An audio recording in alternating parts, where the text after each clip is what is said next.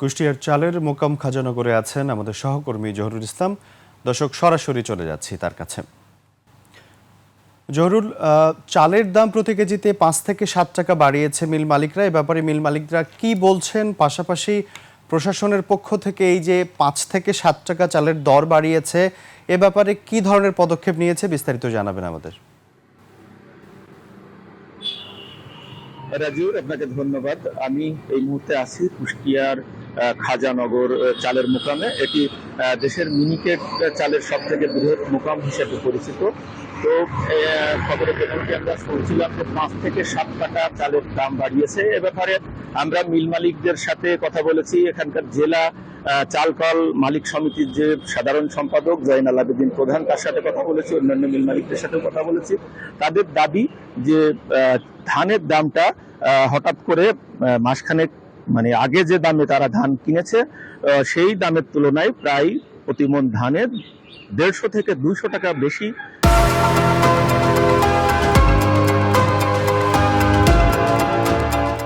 মন দরে তাদের ধান কিনতে হচ্ছে।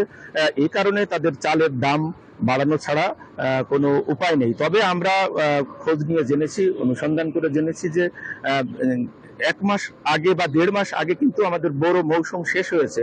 তো সেই সময় অনেক মিল মালিক, যারা বড় বড় মিল মালিক, তারা ধানগুলো কিনে গুদামজাত করে রেখেছে।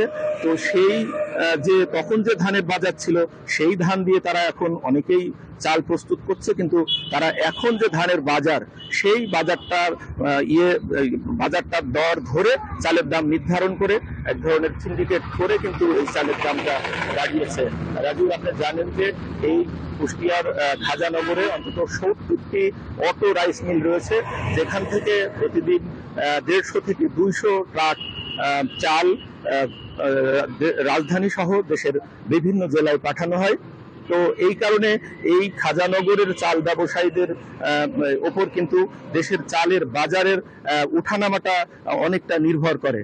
তো এই ছিল আমার কাছে কুষ্টিয়ার খাজানগরের চালের মোকামের চালের বাজারের সর্বশেষ খবর। রাজিউর।